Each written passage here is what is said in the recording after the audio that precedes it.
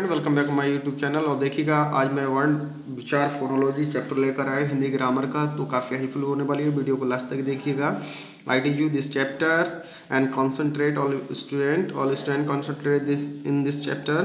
तो इस चैप्टर को आपको ध्यान से देखना है, बहुत ही अच्छा चैप्टर है। देखिएगा वर्ण विचार, इसमें देखिएगा छोटी छोटी क्लासों के ही क्वेश्चन बड़ी क्लास में आते हैं। किसी भी टेस्ट में आप जाते हैं तो उनको कॉन्सेंट्रेट करके पढ़िएगा। भाषा में देखिएगा, भाषा में वाक्य विद्वान होते हैं और वाक्यों के शब्दों में वर्ण होते हैं। वर्णों को अक्षर भी कहा जाता है। वर्णों को दूसरी भाषा में दूसरा क्या कहा जा सकता है? अक्षर भी कहा जाता है। वर्ण लेटर, वर्ण हिंदी में बोलते हैं हम, लेटर इंग्लिश में। तो मुंह से निकली हुई ध्वनि, मुंह से निकली हुई ध्वनि जिसके टुकड़े नहीं किए जा सकते वर्ण कहलाती है। अब देखिएगा इसमें क्वेश्चन बन जाता है, वर्ण किसको कहते हैं? जिसके टुकड़े नहीं किए जा सकते उसको वर्ण कहते हैं। भाषा की सबसे छोटी इकाई की ध्वनि क्या है? हमारी वर्ण होती है, वर्ण या अक्षर होती है।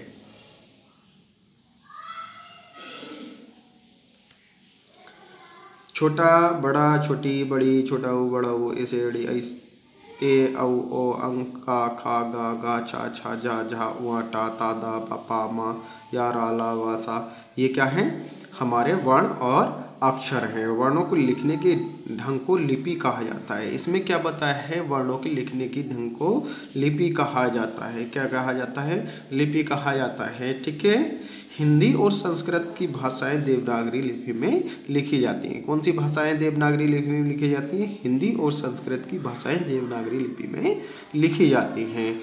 वर्णभेद, अब हमें वर्णभेद जानने हैं। क्या जानने? वर्ण भेदों को हमें जानना है। ठीक है। तो स्वर जो होते हैं हमारे इंग्लिश में वोवल्स होते हैं। जिन अक्षरों के उच्चारण में फेफड़ों की वायु निर्वाह गति से मुंह से निकलती है वे स्वर कहलाते हैं। निर्वाह गति से, ठीक है, बिना रुके कोई हमारी ध्वनि व वायु निकलती है उसको वोवल्स बोलते हैं। व्यंजन कॉन्सोनेंट्स वे ध्वनियाँ जो फेफड़ों से उठी वायु को बीच में पूर्ण रूप से अथवा अपूर्ण रूप से रोकती है तथा पुनः छोड़ने पर ध्वनियाँ निकलती हैं, उन्हें व्यंजन कॉन्सोनेंट कहते हैं।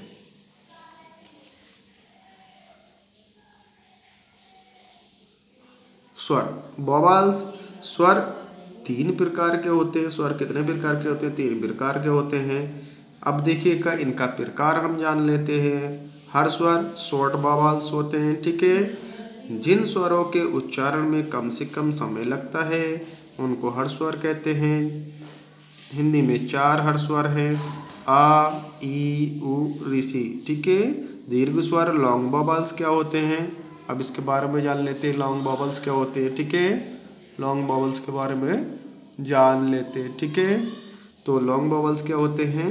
जिन स्वरों के उच्चारण में हर स्वर से लगभग 2 गुना समय लगे दीर्घ स्वर कहलाते हैं। हिंदी में 7 दीर्घ स्वर होते हैं, बड़ा, बड़ी ई, बड़ा ऊ, ए ऐ ओ और औ। ठीक है। कितने होते हैं? 7 स्वर होते हैं। कौन से? दीर्घ।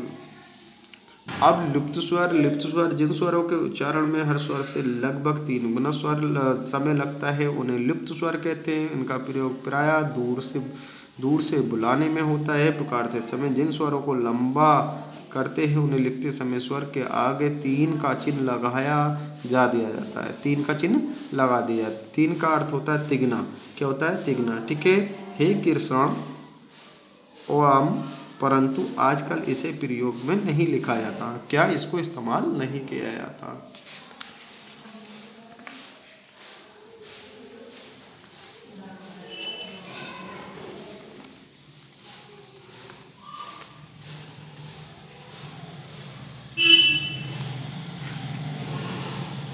अनुनासिक स्वर, अनुनासिक स्वर जब स्वर केवल मुख से बोले जाते हैं तो उनका रूप वही होता है जो ऊपर दिया गया है, परंतु जब स्वर नाक से बोले जाते हैं तो उनके ऊपर चंद्रबिंदु लगाया जाता है। क्या लगाया जाता है? चंद्रबिंदु। ऐसे स्वर नाक से बोले जाने के कारण अनुनासिक कहलाते हैं। क्या कहलाते हैं? अनुनासिक कहलाते हैं।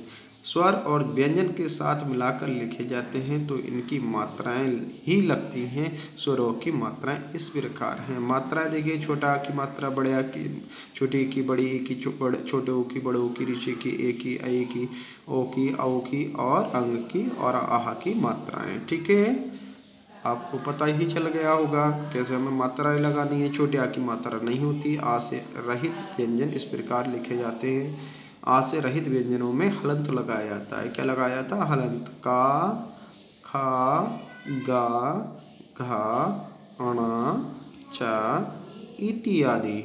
और आ से रहित सहित व्यंजन इस प्रकार लिखे जाते हैं। का, खा, गा, चा, छा, वा। व्यंजन कॉन्सोनेंट, ठीक है, कॉन्सोनेंट तीन भेद हैं। स्पर्श व्यंजन, अंत्यस्थ व्यंजन, ऊष्मीय व्यंजन। ठीक है, और देखिएगा बहुत अच्छे से मैं आपको समझा रहा हूँ, टीच कर रहा हूँ। आई होप, मुझे उम्मीद है कि आपको ये फोनोलॉजी वर्ण विचार का चैप्टर समझ आया होगा। का वर्ग के का, खा, गा, घा, अड़ा। ठीक है, ये का वर्ग के, का चा वर्ग के, चा, छा, जा, वा, टा, ठा, डा, अड़ा, ता, था, दा, ना, पा, फा, बा, मा, म्हा। ठीक है, भा, मा। ठीक है, ये काय के आपके ये तीनों के भेद हैं। कौन सा स्पर्श व्यंजन है? अंत्यस्थीय व्यंजन को हम जानेंगे। अंत्यस्थीय व्यंजन को हम जानेंगे। अंत्यस्थीय व्यंजन निम्नलिखित है: या, रा, ला, बा। ठीक है, उसमें व्यंजन शा, शा, सा, हा। वैसे तो दो या दो से अधिक हलंत व्यंजन मिलाए जाएं तो उन्हें संयुक्त व्यंजन कहेंगे, किंतु विशेष रूप से लिखे जाने के कारण देवनागरी लिपि में 4 संयुक्त व्यंजन हैं: छा, त्रा, ज्ञा, त्रा। ठीक है, दो या दो से अधिक व्यंजनों को मिलाकर बनते हैं। जैसे छा कैसे बनेगा? का और शा, त्रा और रा, ज्ञा और वा, स्रा, सा और रा। ठीक है, इन व्यंजनों को मिलाकर के बनता है। ठीक है, परंतु ज्ञा का उच्चारण कई लोग ज्ञा ना करके गया करते हैं। क्या? गया करते हैं। दात्विक व्यंजन, जब कोई भी स्वर रहित व्यंजन उसी स्वर युक्त व्यंजन के संयुक्त रूप में उच्चारित होता है तो दात्विक व्यंजन कहते हैं। सच्चा, सज्जन, मक्का, पत्ता आदि। देखिएगा, ये आपके दात्विक व्यंजन कहलाते हैं।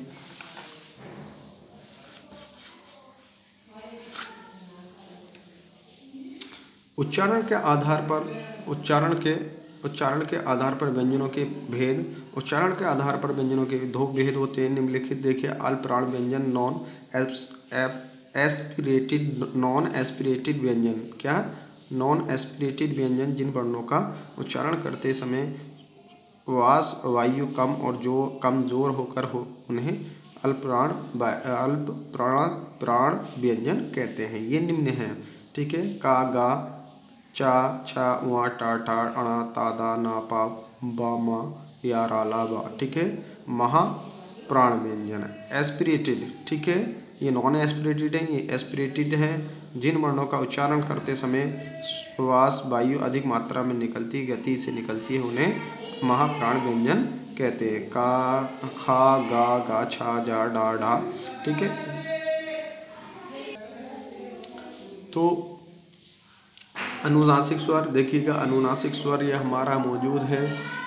अनुनासिक स्वरों का उच्चारण माँ और विसर्ग का उच्चारण हा के समान होता है। चंद्रबिंदु, जब किसी वर्णों का उच्चारण नाक या मुंह से होता है तब उसे ऊपर बिंदु चंद्रबिंदु लगाकर इसे अनुनासिक स्वर भी कहते हैं। जैसे आँख, हंसना। ठीक है, हलंत, जब किसी व्यंजन में स्वर नहीं होता, उसके नीचे एक तिरछी रेखा खींची जाती है जिसे हम हलंत कहते हैं। क्या कहते हैं? जिसे हम हलंत कहते हैं। जैसे महान भगवान इत्यादि में हलंत होता है, उन्हें, ठीक है, हलंत कहते हैं। ठीक है, शब्द कहते हैं।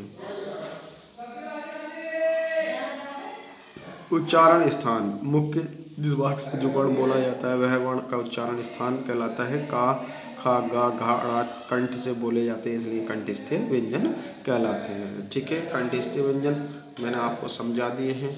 देखो, ये देख लीजिएगा। देखिए, वर्ण और कहाँ से निकलते हैं यह मैं आपको बताता हूँ। कंठ से निकलने वाले वर्ण ये होंगे, तालु से निकलने वाले मूर्धन्य, दंत, ओष्ठ का, ठीक है, नासिका व्यंजन। ठीक है, ये सब हमारे हैं, मौजूद है। ठीक है, देखिएगा, आपको लिए मैं एक्सरसाइज देता हूँ, आपको मैंने पढ़ाया भी है, आप कमेंट्स बॉक्स में लिखिएगा। अभ्यास आपको करनी है। उच्चारण किसे कहते हैं, हलंत किसे कहते हैं, उदाहरण सही समझाइए। व्यंजन के कितने भेद होते हैं, नाम बताइए। अनुनासिक स्वर किसको कहते हैं। अब देखिएगा ये तो क्वेश्चन हो जाएंगे, आप छाट लेंगे, कर लेंगे इसको, ठीक है। अब देखिएगा उच्च विकल्पों का सही चिन्ह लगा करके बताइएगा। तालुओं से बोले जाने वाले वर्णों को क्या कहते हैं, ठीक है। स्वर कितने प्रकार के होते हैं, मैंने आपको पढ़ाया ही है। हिंदी में दीर्घ स्वर कितने प्रकार के होते हैं, देखिएगा एक्सरसाइज में मैं आपको बता रहा हूँ। उच्च उच्च शब्द चुनकर रिक्त स्थानों की पूर्ति कीजिए। तिगना वर्णों को लिखने के ढंग को कहते हैं, आपको बता देता हूँ। लिपि कहते हैं। स्वर के भेद होते हैं तीन, तीन का अर्थ होता है तीन। व्यंजन के भेद होते हैं आपके, क्या होता है, तिगना, ठीक है। स्वरों के भेद कितने होते हैं, तीन। देखिए पहले में लिपि आ जाएगा और दूसरे में इसमें तीन आ जाएगा। और व्यंजनों के भेद होते हैं तीन, यहाँ स्वरों के भेद होते हैं, ठीक है। यहाँ 4 वर्ड दे रखे, आप भर सकते हैं आराम से कंप्लीट करके के। भाषा की सबसे छोटी इकाई ध्वनि होती है, ये ठीक है आपका। वर्णों को अक्षर भी कहा जाता है, ये भी सही है। जिन स्वरों का उच्चारण में कम समय लगता है उन्हें दीर्घ स्वर कहते हैं, गलत है ये। हर स्वर कहते हैं जिन उच्चारणों के आधार पर व्यंजन के 3 प्रकार होते हैं, ठीक है, ये भी ठीक है। अब देखिएगा मैचिंग आप कर सकते हैं। तालुआ, कंठ, औष्ठ्य, मूर्धन्य, दंत, दंतीय, मूर्धा, औष्ठ्य, कंठ और ताल्य, ठीक है। निम्नलिखित प्रश्नों का उत्तर दीजिएगा। वर्णों से आपका समझते हैं, वर्णमाला की परिभाषा दीजिए। वर्णों के कितने भेद होते हैं, परिभाषा दीजिए। स्वर लुप्त स्वर किसे कहते हैं, उदाहरण दीजिएगा। देखिए ये एक्सरसाइज है आपके लिए, आप इस एक्सरसाइज को करिएगा और मुझे कमेंट बॉक्स में लिखिएगा सर आपने पढ़ाया चैप्टर समझ आया है। मिलते हैं अगली वीडियो में। I meet you next chapter. वो आपका नेक्स्ट चैप्टर है शब्द बड़ भंडार, ठीक है, वोकैबुलरी, ठीक है। अगले चैप्टर मिलते हैं। Watching my video, thank you watching my video. Subscribe my channel and video को शेयर कीजिए, लाइक कीजिएगा। Thank you watching my video.